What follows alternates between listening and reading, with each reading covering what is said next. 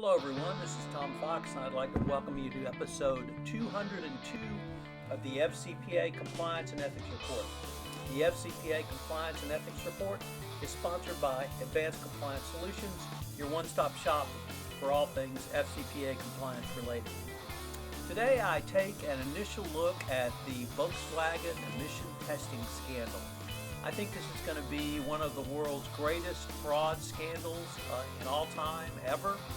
So I take a little bit of a deep dive into some of the things that we know at this point about the scandal, who's involved, what the claims are, and most importantly, how it's going to impact anti-corruption compliance going forward. I have written about this scandal extensively, and I wanted to start speaking about it on a podcast, so this is the first one. The episode comes in at just under 18 minutes. I hope you enjoy it. Thank you very much for listening. Hello, everyone. This is Tom Fox, and I'd like to welcome you to this episode of the FCPA Compliance and Ethics Report.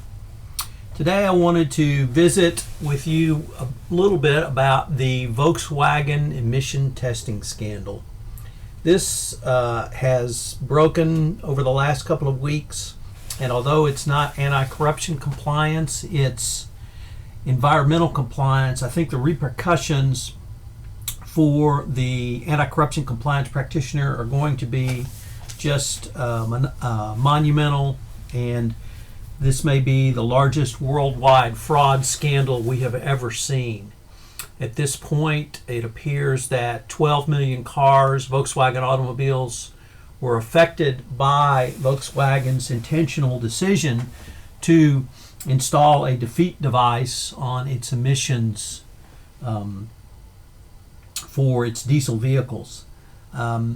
If anyone has ever worked in the software industry, I've done legal work that millions of lines, and you have to really work very hard to sustain something to defeat, first of all, to design code to defeat emissions testings by regulators, and then to upgrade over multiple years.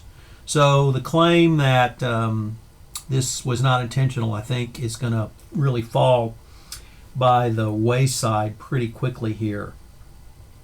There was a very interesting article in the Financial Times by Michael Skapinker today, and it's entitled "Volkswagen, Its Software, and the Psychology of Cheating."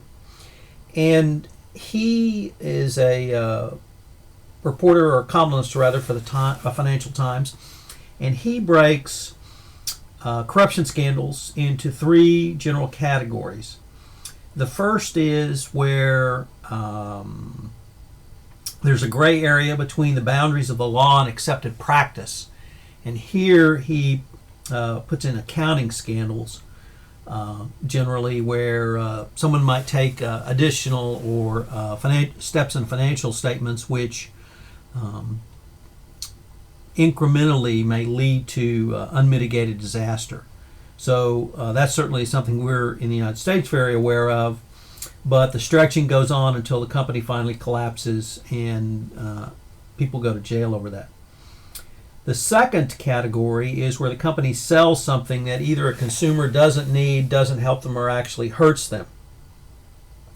And some financial service mis-selling falls into this category, although he does note that some involves outright deception. A third category he calls the everyone is doing it, and your company will suffer if it does not do so. And in this category, he puts reputation damaging maneuvers such as routing profits through low tax jurisdictions to rising to more serious crimes such as adverse drug trials, and then indeed up to criminal activities such as LIBOR, rigging, or bribe paying. But here we have even Skapinker notes that we might have something very different here, because this is really beyond malpractice. He thinks that there are really few crooks in business, and I would certainly agree with that, and that many people simply drift into it. They push the limits, and then they finally stepped over the line. But the starting point here is certainly that Volkswagen doesn't appear to be in any of these categories. because the emissions standards and emissions testing around diesel engines is pretty well known in the industry. And indeed, there were systems in place to bring diesel emissions down to within regulatory guidelines that VW rejected. And they were at one point in some sort of relationship with Mercedes-Benz and utilizing its system, but rejected that and moved to their own system. And what the company decided to do was, since they could not meet the emissions testing standards, was to cheat. And they cheated by engaging in fraudulent activity by installing defeat devices. So this is really a new level because we have intentional corporate misbehavior. Now, I'm sure many of you have been waiting for the defense by VW that it really was just a rogue engineer or maybe a rogue department. And indeed, we have now had a statement from VW's interim chairman, Bertold Huber, that this was really the fault of a limited group. And he released a statement which says the unlawful behavior of engineers and technicians has shocked Volkswagen as much as it has the rest of the world. So I'm sure Donna Bohm is laughing uproariously somewhere because the rogue employee now has come out. So what, from the compliance perspective, or anti-corruption compliance perspective, where is all this going to go and what does all of this mean? Well, I think if you take a look at some of the pronouncements from the Department of Justice over the past few weeks, you can see that this may be leading to a very, very, very harsh result for not only Volkswagen, who are looking at fines of up to $18 billion in the U.S. alone, but criminal behavior, which would lead to criminal prosecutions. First and foremost is the Department of Justice, who now has publicly said that they want companies to pony up individuals who have engaged in criminal behavior, and they wanted senior executives, perhaps up to the C-suite. So this is certainly going to be a very difficult test for Volkswagen to see if they're willing to hang out to dry senior executives who either were directly involved or basically bury their head in the sand and didn't ask any tough questions. I question whether failure to ask questions shows criminal intent, but that may be the outgrowth and outcome of this. If you know anything about trial law, you've heard the maxim that bad facts make bad law. Well, these are horrible facts. And we may now have failure to ask questions as actual intent. Certainly, we have had that in the FCPA world, but in the FCPA, it's actually written into the law. So you cannot engage in conscious indifference. But here we have senior executives who either knew or certainly should have known that an entire fleet, as in 12 million cars, had these defeat devices. Interestingly, there's been a lot of commentary about the very upper echelons of Volkswagen management, and that's at the board level. Some have commented that the board level politics of Volkswagen is closer to a soap opera than business because of the nature of the way the two controlling families which control Volkswagen interact together with the government of Lower Saxony, who are the three principal shareholders of the company. I think that probably insults soap operas because you couldn't create a greater fictional story than what Volkswagen has done here. I think if I told you that over 6 years the world's largest auto manufacturer had intentionally misled the public, its own dealership force, and regulators literally across the globe around admissions testing, you would say no one would believe. First of all, you wouldn't believe me. Second of all, you would say, well, of course they'll be caught. And third of all, that no one would put up with it. Well, unfortunately, all of those three things were true, and apparently no one at the corporate office thought to even say, are we violating the law? But they didn't even say, should we be doing this? And then from the board level, who was only interested, obviously, in profits, and then some more profits, we have the former head of VW. Now, he was the one who made the decision to put VW as the number one sales for autos in the world, and so certainly he set the tone at the top. But that is symptomatic to many businesses where they want to be number one and number two, and I think we can all thank Jack Welch for that within an industry. But how do you convey that you want to be number one or number two and still play within the law?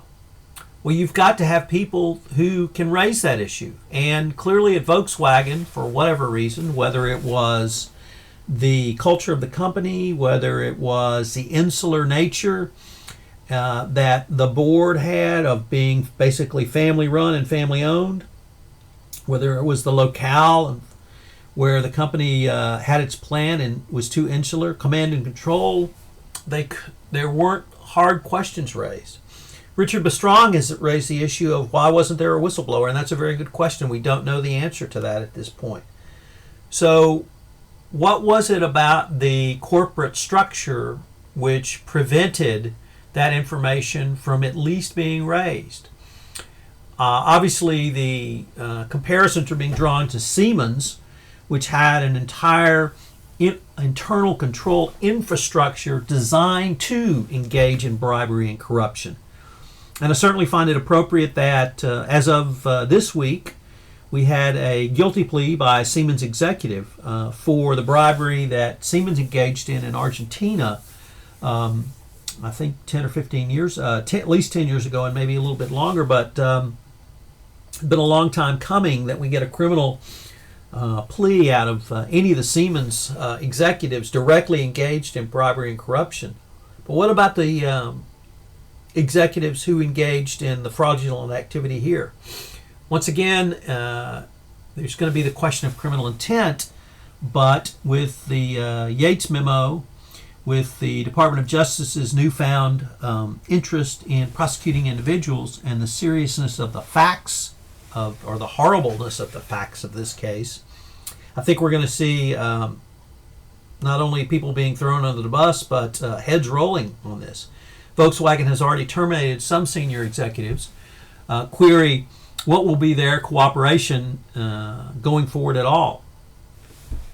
Finally is not finally, but next up would be, how are you going to get Germans brought to justice in the United States for the violation of U.S. environmental laws? Volkswagen USA is clearly a U.S. company, and we've had the president of Volkswagen USA apologize.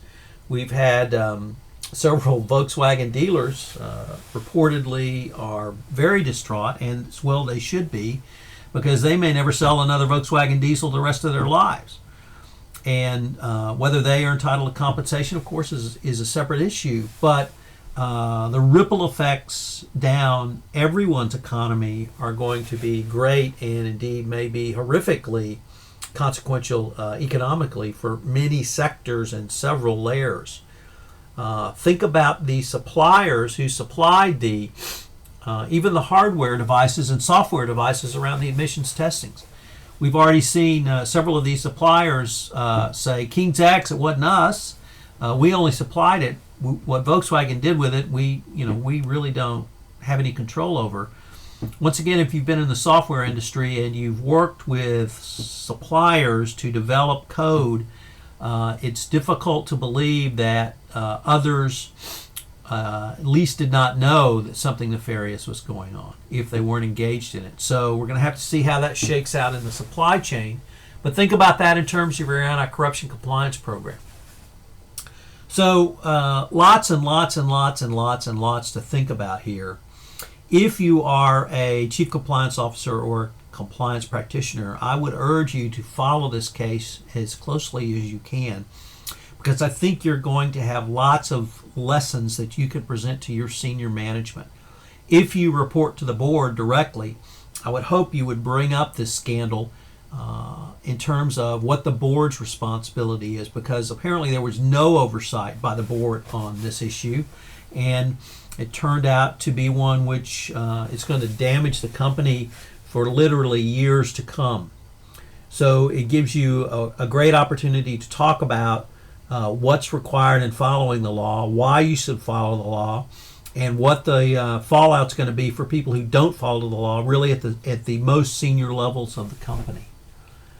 We're going to follow this. I'm going to continue to follow this scandal closely and tie it into the compliance, anti-corruption compliance world. So I hope you will continue to follow me on that. If I could change the subject for a few moments and talk about next week's Society of Corporate Compliance and Ethics Annual Compliance and Ethics Institute, the CEI, which will be held in Las Vegas. I hope you're planning to attend. I think I've seen numbers of over 1,600 attendees. Roy Snell, Adam Turteltaub, and the entire SCCE team have once again put together one of the very top compliance conferences. It's compliance and ethics, so there certainly will be an ethics component. And if anyone is from Volkswagen, I hope they're going to every ethics presentation there is, because boy, they sure need it. But if you have not registered for this conference, I would urge you to do so. It's really one of the top, just 2 or 3 in the nation each year. You have the opportunity to meet with your fellow compliance practitioners. It is a wonderfully run event. It's at the Aria Hotel in Las Vegas, and for more information, you can check it out on the SCCE website at their annual conference. If you're listening to this, and I hope you will, I'll be at the conference. I'll be speaking, leading a workshop on Sunday morning, and at the conference until Wednesday afternoon. I hope you will say hello, and if you have any thoughts on something you might like to hear on my podcast, please let me know. Once again, I'm developing a list of questions for my next mailbag episode. So if you have some questions you'd like explored on a podcast, I hope you will let me know.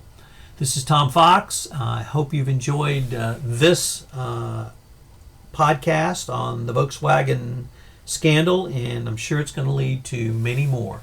Thank you very much for listening.